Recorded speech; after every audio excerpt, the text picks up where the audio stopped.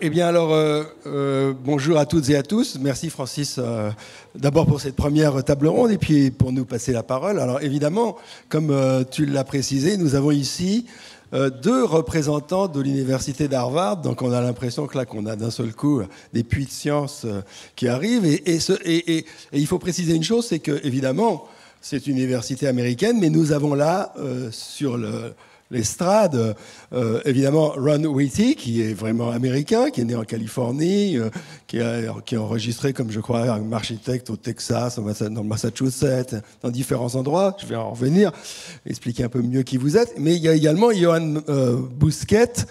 Et Johan Bousquet, bon, évidemment, il est à Harvard, mais il est professeur à Harvard, mais enfin, c'est quand même d'abord un Catalan et un architecte et un urbaniste de Barcelone qui a énormément agit en Europe. Alors, je vais les présenter, même si ce n'est pas tellement utile, mais enfin, Johan Bousquet, vous avez été évidemment aux commandes, disons, de l'urbanisme de Barcelone dans les années 80, des années de l'après-franquisme, et évidemment, c'est une époque où la ville a complètement changé, et comment.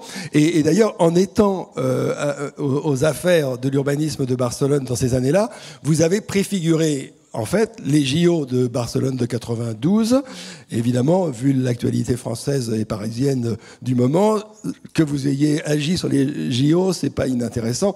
D'ailleurs, j'aimerais que vous nous disiez tout à l'heure si, par exemple, la question de la mobilité et des transports avait été aussi cruciale que ça à cette époque-là. Voilà. Ensuite, vous avez donc travaillé sur de nombreux plans d'urbanisme à Tolède, à Palma de Mallorca, dans différents endroits comme ça. Vous avez évidemment beaucoup travaillé à Toulouse, énormément. Et d'ailleurs, il faut dire une chose, c'est que vous aviez été choisi, nommé par la gauche, et vous aviez été reconduit par la droite, ce qui est souvent un signe d'excellence tout de même. Et ensuite, vous êtes donc depuis un moment professeur à la Graduate School of Design de Harvard. Et donc, nous allons en parler. Et donc, à côté de vous, Ron Whitty, donc vous êtes donc américain, vous êtes également enseignant au même endroit. Vous avez créé une agence d'architecture qui s'appelle WW avec Sarah Withing, qui est d'ailleurs la dean, enfin de la Graduate School of Design de Harvard. Vous avez beaucoup écrit, beaucoup participé à des expositions dans de différents musées dans le monde. Et vous avez, et vous me direz aussi pourquoi, choisi cette année de travailler avec vos étudiants sur une gare du Grand Paris, sur la gare de la Courneuve, si je ne me trompe pas, de Chartier-d'Alix. Voilà. Donc alors, avant d'entrer dans la discussion, je pense que vous avez tous les deux préparé un petit PowerPoint. Enfin, donc on va le voir. Je ne sais pas quel est le premier. On va le voir apparaître, si on peut lancer les images, parce que je ne sais pas si... je ne sais pas quel...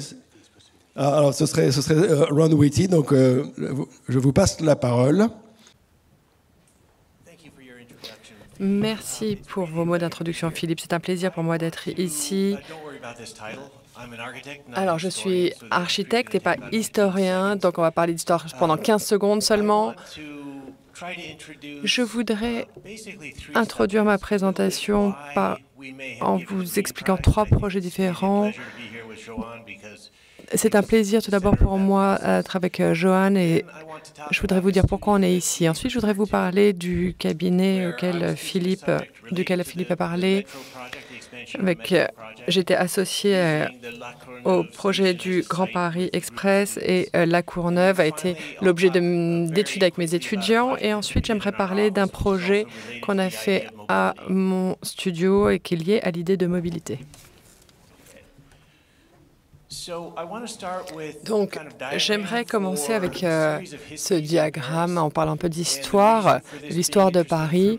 Et ce qui est intéressant là pour moi, c'est le fait que le métro, la nouvelle extension du métro est a une façon très intéressante de montrer ces différents moments de Paris.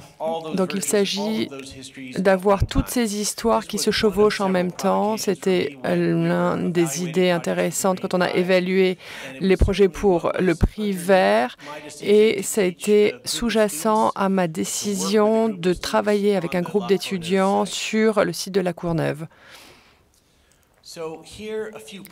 Alors, plusieurs projets, je ne vais pas les expliquer en détail, je vais vous montrer quelques images afin de pouvoir lancer cette conversation. Mais voilà, quelques-uns des projets qui ont été faits par ces groupes d'étudiants. On pourra en revenir sur les genoux parisiens. Là, c'était le titre d'un des projets. Là, un projet aussi, l'étudiant a étudié. Et là, ce qui se passe, si vous créez une surface dans la ville et au-dessus de cette surface, il y a quelque chose qui est là. Donc là, la Courneuve, en dessous de cette surface, c'est toute la ville de Paris. À chaque moment, dans ce système des 68 gares, il y a une double vie, à la fois qui inclut toute la ville et ce qui se passe aussi dans le quartier, juste autour de la gare. Alors, il y a des choses très intéressantes en matière d'architecture et il faut souligner cela. Je regarde ce sujet non pas en tant qu'urbaniste, mais en tant qu'architecte qui regarde la ville ou dans la ville. Pour moi, je ne souhaite pas me distinguer des urbanistes, mais c'est juste pour vous expliquer la casquette grâce à laquelle je vous explique ce projet. Là, par exemple. Là, il y a un espace public qui est adjacent à une zone de programme. Hélène en a parlé précédemment dans sa présentation. Sans programme, il n'y a pas de possibilité de formuler la vie publique. Là, c'est un autre projet, un étudiant qui était très intéressé par l'équipement. Ici, c'est un centre de santé, un centre sportif.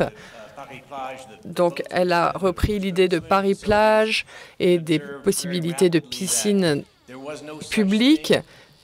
Et elle s'est dit qu'il n'y avait pas le même genre de projet dans la banlieue.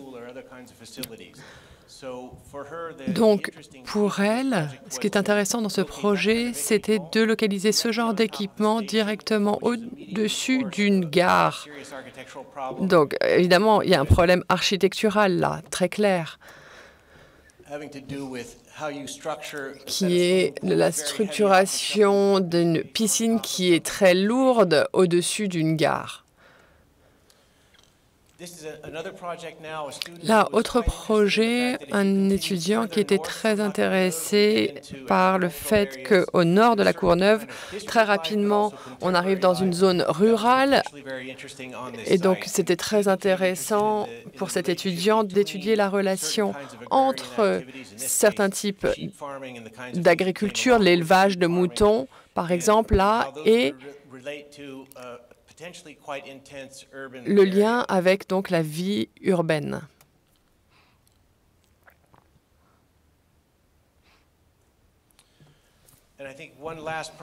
Enfin, un dernier projet qui a été mené par un étudiant qui a adopté une approche plus traditionnelle de l'architecture en ville, donc un alignement avec les bâtiments, et comment ces alignements peuvent être reliés aux rues et l'alignement à l'intérieur d'un bâtiment pour produire un programme des mouvements au sein d'un bâtiment en relation avec les alentours.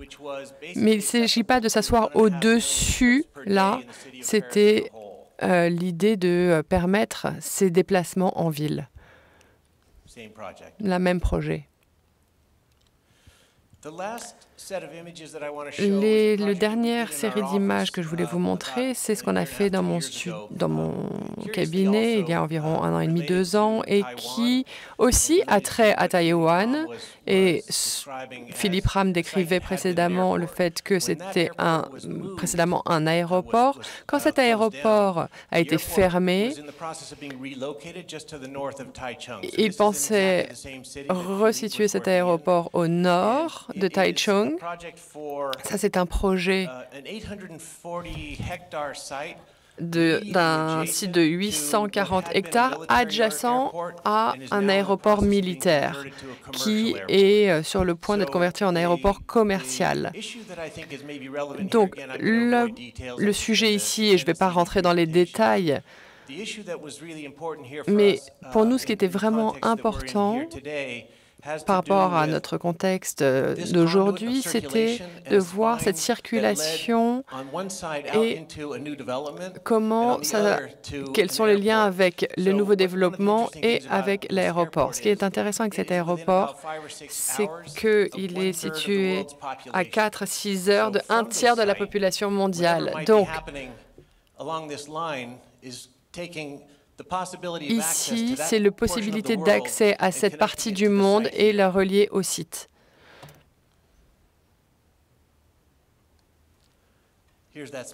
Donc, voilà l'aéroport. Là aussi, une réserve naturelle. Donc, là, il y a différents points d'accès. Et dans une certaine mesure, ça détermine comment on développe ce programme, comment les promoteurs développent ce programme.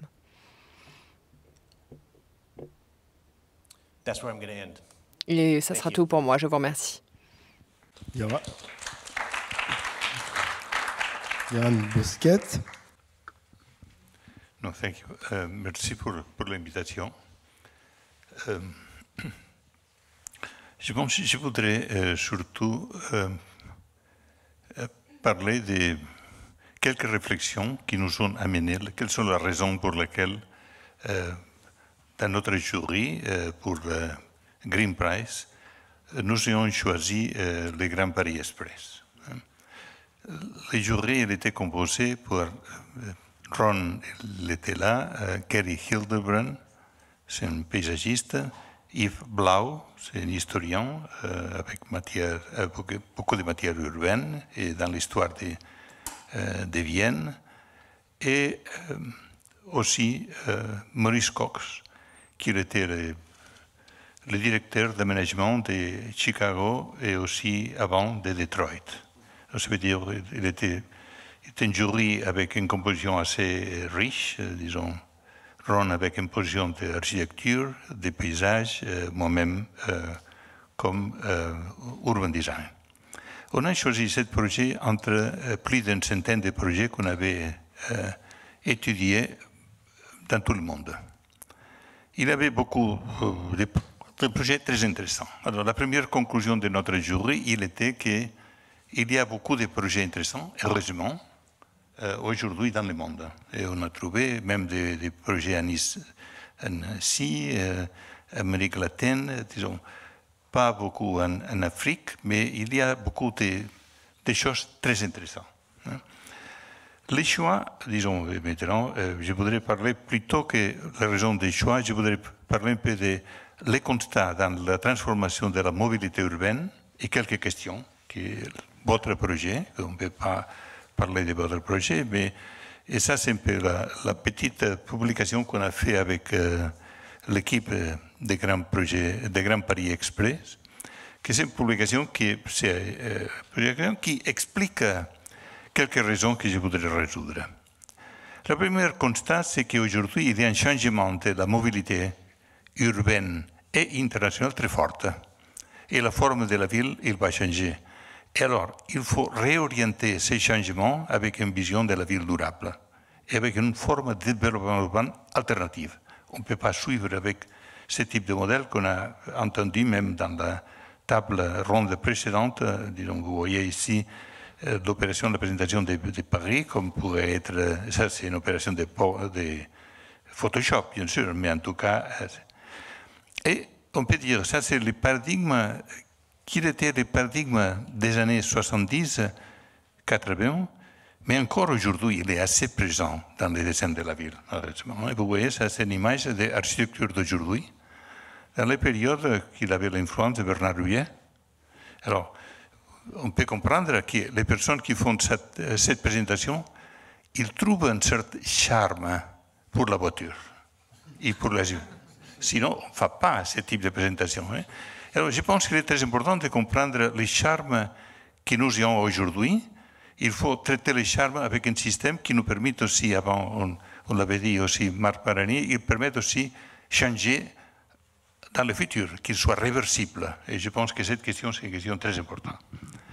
L'évolution des mobilités, il a changé beaucoup. Vous voyez ici l'évolution de tous les systèmes de mobilité, mais il faut faire attention surtout les questions des vélos. Vous voyez que le vélo, il était très important dans les années 40, jusqu'aux années 40. Après, il a presque disparu et aujourd'hui, il monte aussi les tramways et les métros et surtout la croissance de l'avion. On voit dans ce diagramme. Mais aujourd'hui, on trouve, et je pense que ça, c'est la question plus importante, qu'il y a une révolution dans le système de mobilité. Je pense que ça, c'est un travail, ça, c'est une image d'un travail de Dominique Rouillat, qui est un travail formidable, parce que le projet s'appelle le projet UP. Et vous voyez qu'il nous raconte qu'aujourd'hui, les formes de mobilité en ville, ils sont plus d'une trentaine. C'est incroyable. Parce que cette discussion qu'on avait dans les périodes de l'architecture d'aujourd'hui, on disait, vous êtes pour la voiture ou pour le transport en commun? Aujourd'hui, il y a 34 formes. Et même l'Uber, il n'est pas là encore, imaginons. Alors, ça veut dire qu'aujourd'hui, les conflits des projets dans la ville, c'est comment est-ce qu'on travaille avec 34 formes de mobilité différentes. Et comment est-ce qu'on est possible de faire des espaces publics avec des choix clairs, avec les formes de mobilité qui vont bouger et qu'on connaît que probablement en 5 ans, ils vont être assez différentes. Mais quand on parle de la mobilité, on ne peut pas oublier qu'il y a, on a dit avant, il y a un élément qui est très très important, et ça c'est l'image, ce sont les avions qui sont dans l'air dans ce moment-là. Il y a 10 000 avions dans l'air. Et il y a toute la population de Paris à l'intérieur des boulevards périphériques, il est dans l'air. Ça nous donne une idée de l'exagération. Nous sommes, disons, dans une situation hors de contrôle. Mais en même temps, il y a un système qui est très puissant. Vous voyez ici en Europe, en Chine et au Japon, où la haute vitesse, c'est une forme qui n'était pas dans le catalogue historique. C'est une forme de changement des systèmes ferroviaires qui nous permet de faire comprendre qu'il y a une alternative à les systèmes, on peut dire, régionaux entre 600 et 1000 km. Disons. Ça, c'est l'hypothèse qu'on a fait dans notre recherche au JSD, en disant, peut-être dans le nord-est, dans la côte est, si vous avez la haute vitesse, le TGV, comme il y a en France ou en Espagne, vous avez un système où l'avion il va prendre une situation latérale, complètement mineure. Mais aujourd'hui, tous les trajets ils sont par avion ou par voiture. C'est une situation pénible. Il y a des intentions, il y a des orientations déjà dans la côte est et surtout en Californie pour changer ce mécanisme et passer à un système de rapport international, on peut dire, à notre échelle urbaine, qui est très important. On laisse ça sur la table parce que notre vie, c'est une question assez importante à tenir en compte. Parce que si on parle aujourd'hui de la ville durable, on parle de décarboniser la planète, il faut toucher vraiment ce système. On connaît que l'avion, il va changer, il y a une recherche très forte sur ce sujet, mais en tout cas, ce n'est pas raisonnable de faire des trajets par air si on est possible de faire avec les systèmes qui sont déjà inventés. On connaît ça, disons, le système à gauche, c'est l'Europe dans la géographie, et à droite, l'Europe quand le TGV soit complètement terminé. Et il faut dire que maintenant, Portugal il est en train d'introduire la haute vitesse avec un projet très efficace entre Lisbonne et Porto et rentrer dans le système espagnol, français et européen. Alors vous voyez que les distances, la géographie, il devient beaucoup plus aséquible avec le système de la haute vitesse. Alors la conclusion, c'est les avions et plus de TGV, disons. Mais on voudrait revenir à l'autre question, la question urbaine. Je laisse ouverte cette question internationale parce qu'après on verra qu'à notre avis, peut-être le Grand Paris Express, peut-être c'est un projet qui fait le lien entre les deux échelles. Et on va en parler après et je pense que c'est un élément de discussion ouverte avec vous aussi. Quand on parle de projets à l'échelle de la mégalopolis, de la mégalopole, on peut trouver ce système. Le système analogue, comme Hénard avait proposé, il était déjà cette idée de dire qu'il y a un système de comprendre et penser et faire les projets à l'échelle de la ville, et il comparait Paris, Berlin et d'autres villes. Et vous voyez qu'il était capable, dans ce moment-là, de dessiner et projeter la ville dans le futur avec quelques images qui étaient des images de synthèse. Ça, aujourd'hui, ce n'est pas notre système, mais on ne peut pas oublier que les grands Paris Express, ils touchent un peu cette question. On en parlera aussi. Mais aujourd'hui, la ville, il n'a pas un système analogue, il a un système beaucoup plus complexe. Vous voyez, si on parle de Barcelone, je ne peux pas oublier que je viens de Barcelone aussi. Ça, c'est la carte de Barcelone avec les grandes infrastructures et les grands réseaux de la ville. L'image qu'on connaît de Barcelone, c'est celui-là, les formes urbaines, cette magnifique ancienne ville, la grille centrale de Cerdà, mais surtout, aujourd'hui, la ville fonctionne comme là. Et dans cette ville, aujourd'hui, on trouve que pour comprendre la ville, il faut tenir compte de comment les différents usages changent les jours, la nuit, les matins et les soirs. Disons. Et ça, c'est la représentation à partir des informations de louer des vélos, l'information de FaceTime, Instagram. À partir de ça, on peut trouver aujourd'hui quels sont les mécanismes où les usages de la ville ils sont plus importants la nuit, le matin, les opérations dans la ville. Alors, il faut tenir compte aujourd'hui que dans les projets de ville, et je reviens sur cette question, il faut tenir compte de cette grande perspective en même temps qu'on va parler de l'espace public, comme vous avez vu. Quatrième élément, et je pense ici on ne rentre pas sur le constat, mais sur les questions, vous voyez des cartes de villes, Paris et Londres. Les deux villes, ils ont une importance importante, ils sont les deux capitales en Europe, il y a une concurrence incroyable, mais les villes, ils ont un nouveau type de mobilité. C'est les métros express. La forme et pourtant les projets à Paris, c'est à droite, vous voyez qu'elle est tout à fait différente de la forme à gauche, que c'est une ligne droite est-ouest. Ça, c'est Londres, avec la Elizabeth Line, avec les mêmes objectifs, liés des espaces qui aujourd'hui sont très loin entre eux. Vous voyez, dans l'image, ils sont complètement différents.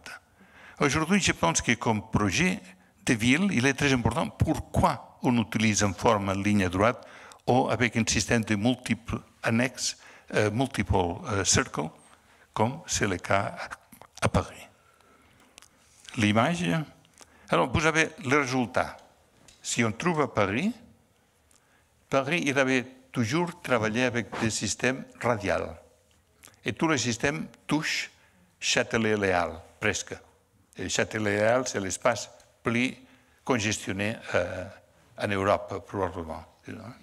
Et aujourd'hui, on a mis en place ce schéma qui tient en compte les centres, mais il n'est pas radial. Et ça, c'est très important. Alors, c'est une décision des projets. Et veut dire, les infrastructures font la ville. Oui, bien sûr, mais les infrastructures peuvent faire beaucoup de villes. L'impact sur la ville pourrait être différent. À notre avis, et je pense que c'était la réflexion qu'avec Ron, on avait menée avec les copains de jury, il était toujours quel va être l'impact de cette opération à Paris. C'est difficile à dire. Mais toujours, les projets, c'est pour préparer l'avenir. Jamais un projet il a la certitude complète. Et je pense qu'il faut travailler avec un système. Et c'est pour ça qu'il est assez intéressant, à notre avis, ce symposium. Parce qu'il y a la possibilité de discuter comme la période d'Hénard il faisait. Qu'est-ce qu'il gardait les autres villes. Il cherchait de comprendre pour dire on va faire Paris parce qu'on a étudié Berlin, Barcelone, Rome et d'autres villes dans ce système.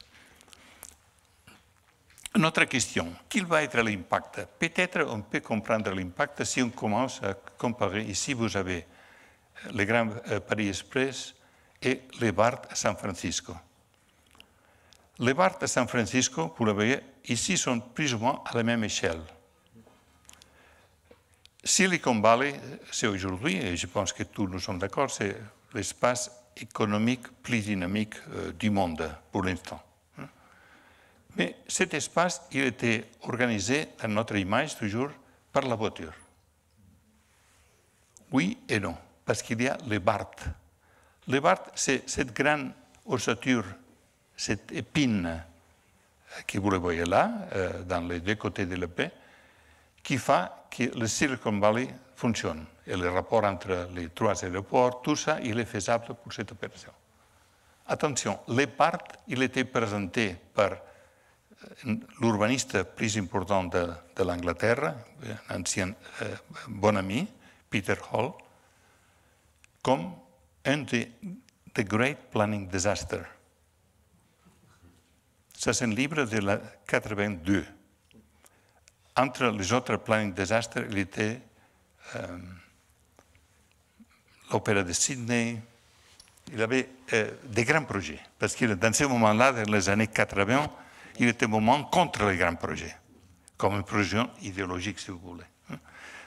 Je pense, je reviens sur cette question, il faut faire attention avec les idées que nous avons et l'idéologie des idées, disons, parce que je pense que ça, c'est une question très importante.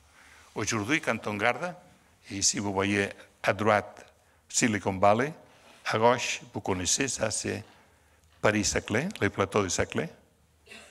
Aujourd'hui, c'est un espace dehors de la ville, difficile à y arriver. Ici, vous voyez Silicon Valley, c'est l'espace, et à droite, un des projets Frank Gehry, les Meta, mais ici, vous avez Google, vous avez tous les grands noms du monde, même Airbnb, tous ces éléments, ils sont là. Et quand nous regardons Grand Paris, vous voyez que le Grand Paris, il touche avec trois gares, Paris-Saclay, le plateau de Saclay. C'est difficile d'imaginer, bon, vous le sachez, vous l'imaginez, mais va être difficile d'imaginer comment le plateau de Saclay, il va bouger. Ça, c'est le plateau de Saclay aujourd'hui comme un espace intéressant, mais hors de la ville. Et aujourd'hui, c'est un espace qui est en processus de transformation incroyable avec les projets que l'équipe de Michel Devigne, ils sont en train de faire. Disons, vous voyez qu'il y a une opération où, on peut dire, l'opération, il compte beaucoup, pas sur la voiture, il compte beaucoup avec d'autres moyens de mobilité et avec une importance sur le paysage et le système naturel. L'hypothèse d'imaginer que la nature et la ville pourra devenir un élément ensemble. Ici, vous avez le Grand Paris Express, mais comme préparé, mais il n'est pas encore là. Mais qu'est-ce qu'il va passer quand il soit là, disons, Je pense que c'est le seul système qu'on peut avoir pour imaginer quel pourra être l'impact quand les projets ils soient. Dernière réflexion, c'est le rapport avec les aéroports, autrefois. L'aéroport était toujours un élément qui était hors de la ville, parce qu'il était un élément dangereux, il faisait de bruit, il avait tous les éléments. Mais l'aéroport aujourd'hui, avec les TGV, il devient un élément assez dynamique dans notre système urbain et les rapports entre eux. Mais qu'est-ce qu'il passe si on imagine qu'aujourd'hui, à côté des aéroports et des espaces de TGV, il y a un système constructif complètement différent. Vous voyez le contraste entre le système générique, on peut dire à gauche, et le système d'induction produit dans les espaces avec les aéroports et la haute vitesse. À partir de ça, il nous permet de penser qu'ils sont des espaces à notre vie, dans notre réflexion, comme hypothèse de recherche, ils sont des espaces où probablement la centralité métropolitaine il va être développée. Mais il y a encore une autre couche, que je ne l'ai pas ici, mais si il n'y a pas seulement cet élément jaune, mais cet élément jaune, il devient une autre ligne avec une autre couleur, comme le Grand Paris Express dans les territoires. Vous voyez dans votre projet, disons des projets, et je pense que là, pour notre vie, c'est un sujet assez intéressant parce qu'il nous permet de penser que la ville du futur, il a une capacité d'être projetée, même à cette échelle, parce qu'on dit toujours, on disait il y a quelques ans, oubliez, la mégapole, il n'a pas chance de projet. Il est là, c'est impossible. Combien de maires il a autour de Paris? Plusieurs centaines. Et comment est-ce qu'on va mettre un projet avec plusieurs centaines de maires? Vous l'avez fait. Et c'est pour ça qu'à notre avis, c'est intéressant de comprendre qu'il y a en même temps la possibilité de penser dans le futur avec des projets d'infrastructure qui, en même temps, même qu'ils sont des projets qui nécessairement sont top-down, bien sûr, parce qu'il y a une discussion comme on vient de présenter, mais que chaque gare et chaque morceau, il est discuté, il est passé, il est contrôlé pour les communes, les espaces qu'il traverse. Et je pense que ça, c'est probablement un des éléments qui, à notre avis, il était très intéressant. Quel va être l'impact de cette opération en finale? C'est difficile à dire, mais c'est pour ça qu'à notre avis, il nous intéresse. Il laisse beaucoup de questions ouvertes.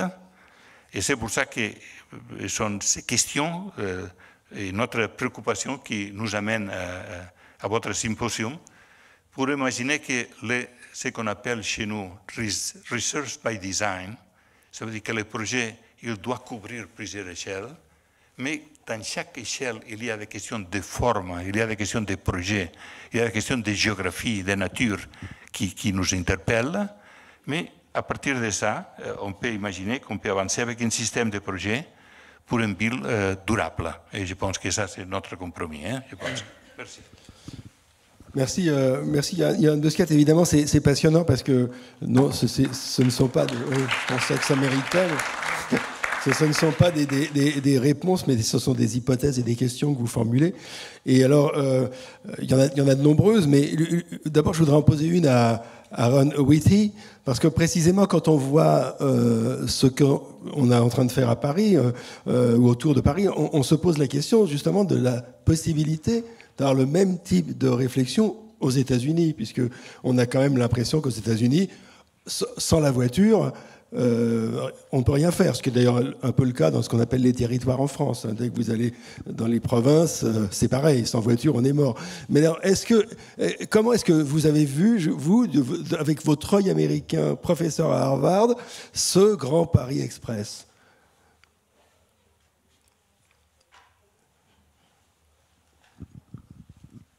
No. Non, je dois dire que non. Je ne l'imagine pas. Pour être très sincère et sans humour, je dirais non. Mais je dirais également que je regarde ce projet avec grande envie. Ce projet est extraordinairement important et la façon dont ce projet sorti de terre en tout juste quelques années pour un projet d'une telle envergure, aux États-Unis aujourd'hui, ce serait extrêmement difficile, si ce n'est impossible. Le projet BART, par exemple, dont Joanne parlait, ce serait quasi impensable aujourd'hui. Et puis Peter Holt également, tel qu'il l'a dit, voilà, c'est des régions entières dont il s'agit. C'est une comparaison qui est assez intéressante à faire avec Paris, mais sincèrement, ce serait extrêmement difficile de l'imaginer aux États-Unis. Et bien entendu, en Californie, à l'heure actuelle, il y a un projet de train à grande vitesse qui est proposé, mais qui est dans les tuyaux depuis de nombreuses années, même même plus que le Grand Paris Express. À Los Angeles, il y a des choses qui sont dans les tuyaux aussi, mais c'était extrêmement difficile, quasi impossible. Et cela est lié à différents facteurs. Tout d'abord, il faut bien voir la ville comme une civilisation et la gouvernance et son fonctionnement est problématique aux États-Unis. Moi, je suis américain, oui, bien entendu, hein. Donc, je n'ai pas vraiment besoin de vous peindre un tableau aussi sombre de la chose, mais c'est vrai que la gouvernance, c'est complexe. Et je pense qu'il y a un certain nombre d'avantages qui sont inhérents à la France et qui ont rendu cela possible, dont fait partie la centralisation. La centralisation fait que ce qui arrive à Paris va avoir un impact sur le reste du pays et puis en même temps avoir ce hub d'activité autour de ces 68 stations ont bien été intégrées à la prise de décision d'une façon élégante, d'une façon remarquablement efficace, il faut le dire. Et je pense qu'aux États-Unis, cela serait extrêmement difficile. Vous évoquez la centralisation, ce qui est en permanence présenté en France comme une plaie, comme quelque chose évidemment de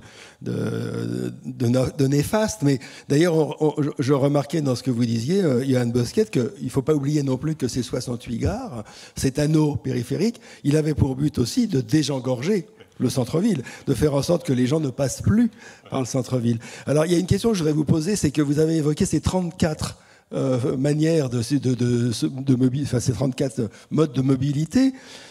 On a là une immense complexité. Comment on fait pour répondre de façon simple? Parce qu'on ne peut pas répondre non plus de façon complexe, sinon, comment on fait? Non, je pense une réponse directe, mais je pense que ça, c'est le métier des projets en ville aujourd'hui. Aujourd'hui, on travaille encore avec les principes, avant on disait, avec les principes de Haussmann. Haussmann, il est bien connu pour les tracés, mais Haussmann, il était une équipe qui était capable d'intégrer tous les éléments de design de la ville. Il ne faut pas oublier qu'arrière Haussmann, il avait des architectes et des ingénieurs très importants. Peut-être Haussmann, il était l'aménageur, disons, mais il était vraiment... il ne faut pas oublier ça. Mais ces gens, ils étaient capables de dire... et à partir de ça, on a fabriqué, disons, les concepts de rue et d'avenue, de places. Et encore, on pense qu'on désigne la ville à partir de ça. Peut-être il faut penser que la rue de notre siècle, c'est une rue un peu différente.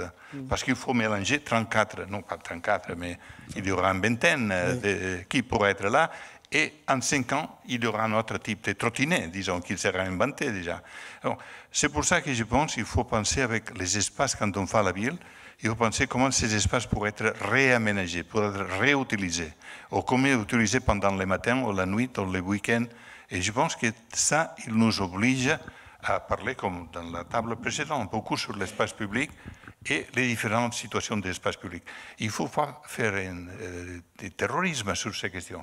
La rue, il va être un élément assez important dans beaucoup de parties de la ville, mais dans la ville centrale, ou ce qu'on appelle aujourd'hui les centralités autour de la ville, qu'il faut réimaginer comment ce type et comment est-ce que ces espaces pourraient être ombragés, des espaces pourraient être utilisés, comme on a dit avant, je pense qu'il est très important. L'autre question qui est très très importante dans votre initiative, c'est surtout cette idée qu'on ne touche pas seulement les éléments clés de la ville, comme on peut dire, on fait ce projet pour les aéroports et les plateaux de Saclay. Non. On touche des éléments qui sont assez moches et qui pourront devenir d'autres choses. Et je pense qu'à partir de ça, on change ce concept qu'on avait toujours imaginé de dire la décentralisation de la ville, on va la faire avec des new towns, des villes nouvelles. Ça, c'est le modèle de notre période, disons. Mais aujourd'hui, on trouve qu'à partir de ces éléments d'infrastructure non pollutive et infrastructure publique, on organise un système peut-être d'arriver à faire que la ville, et je pense qu'avant Hélène disait, que la ville soit avec le même type de qualité. La ville, à l'extérieur, il est toujours différente comme forme urbaine, mais doit avoir la même qualité que la ville centrale, sinon jamais il y aura cette... Je vais revenir sur cette question, mais je vais poser une question à Ron Whitty. On a évoqué tout à l'heure le fait qu'aux États-Unis, l'espace public n'est pas conçu de la même manière qu'en Europe, disons. Qu'est-ce que vous pouvez dire sur cette différence? Qu'est-ce que c'est qu'un espace public pour un Américain? Si l'Américain existe, parce que peut-être qu'entre le New-Yorkais et le Texan, ça n'a rien à voir, mais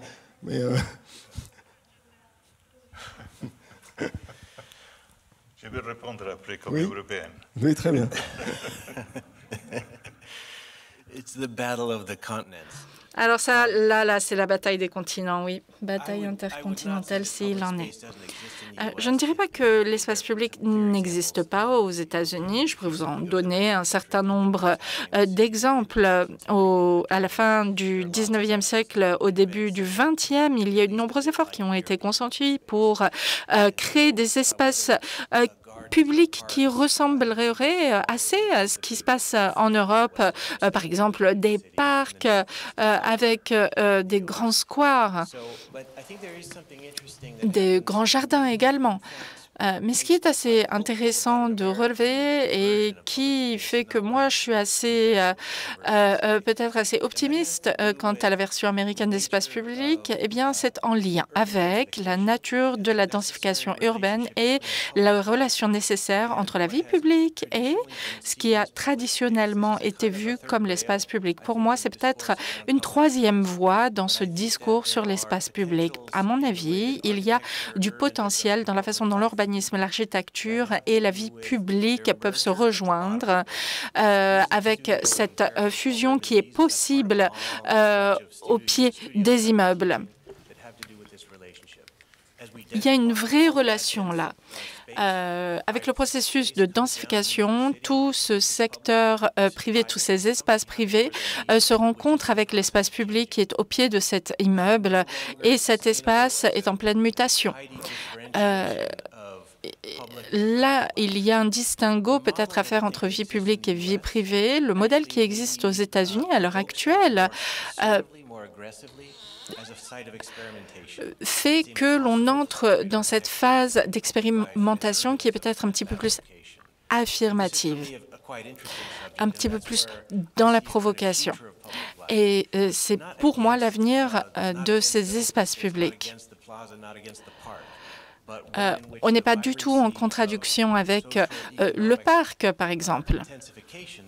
Cette intensification économique qui accompagne la densification est pour moi porteur d'espoir. C'est ce qui va créer de nouveaux espaces publics, de nouveaux lieux de vie publique. Qui va commencer au pied des immeubles et ensuite se prolonger peut-être au premier, voire au deuxième étage. Je pense que il y a, de notre vie comme Européens, on dit toujours, ça c'est la ville américaine. Et c'est vrai que l'Europe, il a une capacité, il y a une histoire, disons, il y a beaucoup d'éléments positifs. Mais attention que la ville européenne, il devient plus américaine qu'on avait imaginé. Il faut faire beaucoup d'attention. Même, je parle de la Catalogne, hein, disons. Alors, il faut comprendre que probablement ce qu'on va apprendre de la ville américaine, c'est de dire si la ville américaine, qu'il y a un processus d'amélioration dans les grandes villes important, mais si la ville américaine il trouve un mécanisme de densité moyenne, ça pourrait être une ville du futur qui peut-être va être intéressante même en Europe. Je ne parle pas de la ville historique, parce que toujours on dit la ville européenne, et c'est vrai, la ville jolie, c'est Florence, c'est Paris, c'est Barcelone, mais toujours on parle de Paris central, on parle de la Barcelone centrale. Si vous allez en périphérie à Barcelone, vous trouverez le même système, mais si vous allez au-delà de la périphérie, ça veut dire dans la campagne, vous trouverez que même la Catalogne, c'est très américaine. Oui. Alors, c'est pour ça que je pense qu'il faut travailler avec des modèles, il faut prendre les besoins de la ville durable sérieusement. Alors, ça veut dire que la ville, hors la ville centrale, il doit être plus dense, il doit être plus active, il doit être durable. Et ça veut dire tenir en compte la question de l'énergie, il y a des questions très sérieuses qui nous affectent, qui nous touchent à tout. Parce que même qu'on peut dire ça c'est local, non. Même que vous êtes local, vous êtes global en même temps, parce que votre contamination, c'est global. Alors c'est pour ça qu'il faut discuter ce type de modèle et la possibilité d'échanger le modèle et d'améliorer le modèle à partir de l'existant.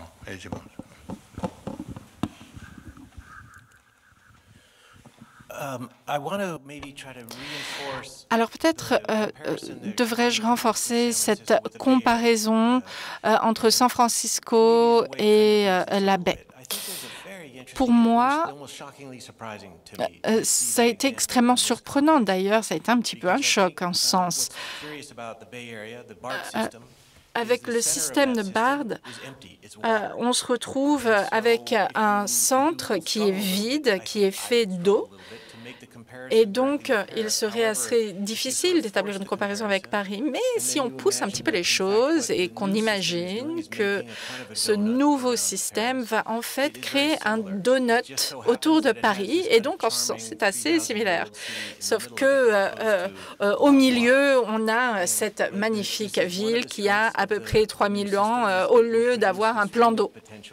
Mais voilà, c'est une ceinture de potentiel. Très difficile de prédire ce que l'avenir nous réservera. Je pense qu'au fur et à mesure que tout va sortir de terre, eh bien, c'est là que les scénarios vont commencer à prendre vie avec un anneau qui ne sera pas en opposition, mais en écho à la ville qui est en son centre. Ron, je pense que vous avez absolument raison. Personne ne peut prédire la façon dont ce nouveau système de cercle va évoluer et d'ici à quand. Le calendrier est très difficile à prédire également. À mon avis, il y aura certaines politiques, d'ailleurs, de logement social qui pourront en ressortir, parce que pour l'instant, du point de vue du foncier, ça reste assez abordable. Peut-être, vous parliez d'idéologie tout à l'heure, en fait, il fallait se méfier des idéologies qui sont derrière les grands projets, etc. Mais en tout cas, ici, par exemple, il s'est passé une chose étonnante, c'est que quand il y a eu l'inauguration, l'exposition métro, il n'y a pas eu un ministre, il n'y a pas eu un secrétaire d'État qui est venu. Or, c'était quand même peut-être le plus gros projet d'équipement européen, 36 milliards. Et on a eu le sentiment, enfin en tout cas j'ai eu le sentiment, mais je pense que c'est partagé par d'autres, qu'il y avait du côté des politiques une absence de capacité à avoir un récit, disons, une narration de ce qui était en train de se jouer. Et là, j'ai l'impression que peut-être on est en train de parler de ces 68 gares, sans vraiment comprendre ce que ça peut signifier. Est-ce que c'est comme si on parlait on est en train de faire une très belle voiture, mais on ne sait pas où elle va aller, quoi. Ça me rappelle même une phrase de Baudrillard qui disait « Le problème aujourd'hui, c'est qu'on a de la puissance, mais qu'on n'a pas d'idée. » Donc c'est très bien d'avoir tout ça, mais on sait aussi, par exemple, que quand il y a eu tous les projets, les réflexions des architectes sur le Grand Paris, il y avait quand même cette idée qu'il faudrait créer aux alentours de Paris des architectures fortes, de manière à ce qu'on ait une image mentale de tout cet espace. Alors peut-être que c'est l'objectif de ces gares. Peut-être que ces gares, parce qu'il y a les artistes, elles vont être justement ces points de référence qui feront que n'importe qui saura où est Chelles, Stein, la Courneuve, enfin comme on sait où est l'Arc de Triomphe ou la Tour Eiffel. Vous pensez que ça peut marcher comme ça? Oui, non, je pense que ça c'est un choix de projet. Non, j'insiste que les projets, il y a toujours plusieurs échelles. Et chaque échelle, il doit être un peu indépendant. Et votre choix, que ce n'était pas le choix des chemins de fer avant. Les chemins de fer avant, ils faisaient gare type A, gare type B, type C. Ça dépend de l'échelle de la ville. Mais le dessin, il était déjà fait. Non, ça n'était pas le choix de ce projet. Et j'apprécie ce choix. Et ce choix vous amène beaucoup de difficultés, peut-être. Parce que vous avez des projets différents, il faut aménager, coordonner. Mais je pense que c'est assez une valeur, disons. Hein. Et à la fin, on dira 68 gares, ils vont produire, je ne sais pas, 40 landmarks. Les autres vont être moyennes. Bon, ce n'est pas un problème. Mais je pense qu'il faut... Cette question que vous avez évoquée, je trouve peut-être intéressante. Les politiciens, ils ne donnent pas une grande valeur à cette question. Ce n'est pas important. Vous imaginez quand ils ont fait les premiers chemins de fer dans le 19e siècle, qu'est-ce qu'il avait imaginé que tout ça il va changer, le monde qui va changer? Non. Et je pense que ça, c'est le pouvoir du projet dans le bon sens. Et je pense qu'il faut être fier de cette capacité. Nous sommes capables d'inventer le futur, mais en même temps, il faut faire attention pour ne pas faire des mistakes, des failures, non? Des erreurs, disons. Ça, c'est clair. Mais je pense que ça, c'est un peu encore aujourd'hui la force des projets urbains. On appelle plusieurs noms, mais c'est toujours la préparation de l'avenir, disons. Mais la préparation de l'avenir avec de l'expérience, avec des know-how, avec des capacités, avec des contacts avec la population, avec tous ces éléments. Aujourd'hui, c'est très complexe, les projets urbains en général. C'est très complexe et difficile, mais c'est une valeur. Et c'est pour ça que même entre nous, à notre école, on discute beaucoup. Bon, il faut parler avec la population, mais il faut avoir des idées claires et des idées bien préparées et des narratifs clairs que les gens peuvent comprendre et peuvent partager. Parce que ce n'est pas mon idée qui vient du ciel, non, c'est pas comme ça, disons.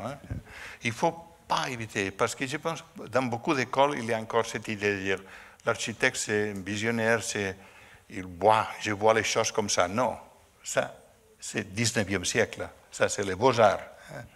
Alors c'est-à-dire que la vision de l'architecte d'aujourd'hui, du 21e siècle, si ce n'est pas celle des beaux-arts, c'est que c'est laquelle alors? C'est la que je viens de dire. Oui. C'est quelqu'un qui connaît qu'il faut travailler dans plusieurs échelles. À plusieurs échelles. Oui. Plusieurs échelles. Oui. Il faut travailler avec les opérateurs, avec les agences, avec la population, mais il faut avoir des idées bien raisonnées et bien informées. C'est pour ça qu'il est très important connaître qu'est-ce qu'il fait à Paris, qu'est-ce qu'il fait à Chicago, qu'est-ce qu'il fait à Barcelone et pourquoi est-ce qu'ils font ça, disons. Pas pour copier, disons, c'est copy-paste. C'est pas copy-paste, mais c'est quelque chose de bien informé, disons. Vous, Ron Whitty, le fait que vous ayez travaillé sur un projet français, c'est la première fois que vous faisiez ça avec vos étudiants? Vous avez déjà travaillé sur des projets européens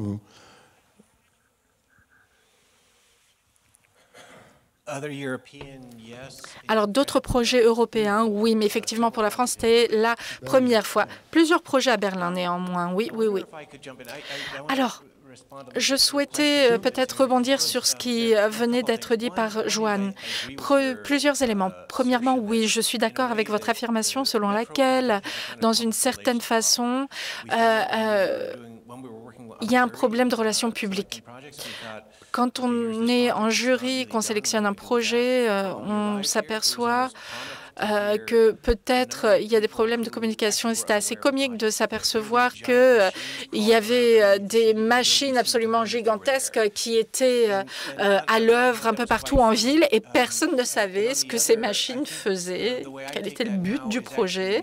C'était assez surprenant. Mais je pense qu'en un sens, le meilleur est à venir. C'est-à-dire que ces machines, maintenant, elles vont se retirer au fur et à mesure. Et là, je crois qu'on est vraiment dans le meilleur moment du projet, le moment le plus intéressant. C'est là que ça devient vraiment visible et c'est là qu'il y a des implications qui émergent pour la vie dans ces 60 et quelques contextes.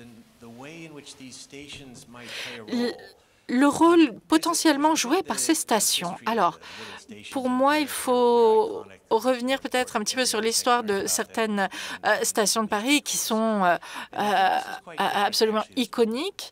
Et là, j'ai l'impression que c'est un petit peu différent. C'est pas qu'elles n'ont pas d'importance, au contraire, elles sont extrêmement importantes. C'est une encyclopédie qui est en train d'être créée à Paris. Mais pour moi, peut-être encore plus important que cela, c'est que lorsque l'on entre, par exemple, dans une station, donc on marche sur un sol et puis le plafond qui est au-dessus de nous dans la station fait que on va s'acheminer vers un nouvel espace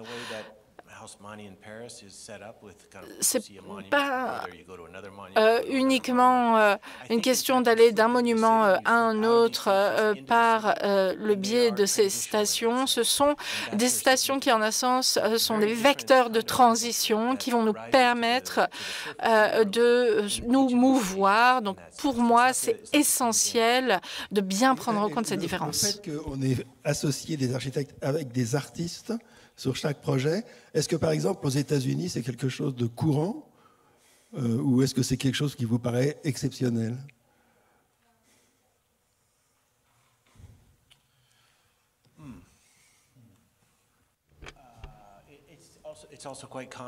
Alors, c'est assez commun aux États-Unis, oui. On a, par exemple, ce quota de 1% pour les arts qui doit être dédié aux projets artistiques pour chaque grand projet d'aménagement urbain. Mais pour moi, j'ai un point de vue qui est assez différent de la chose. C'est vraiment une question de relationnel entre programme, mouvement, esthétique, culture, telle qu'elle peut être incarnée par l'art. L'art peut être une décoration qui va devoir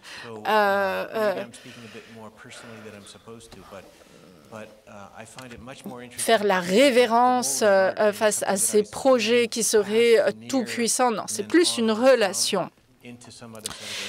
C'est plus à double sens.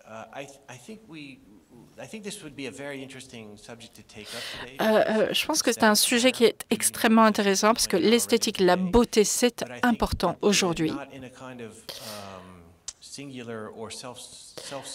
Mais ne l'envisageons pas de façon complètement autonome. Je voudrais vous la reposer. Est-ce que quand vous avez travaillé à Barcelone dans la perspective des JO, est-ce que ces questions de mobilité, de circulation étaient déjà très présentes ou pas?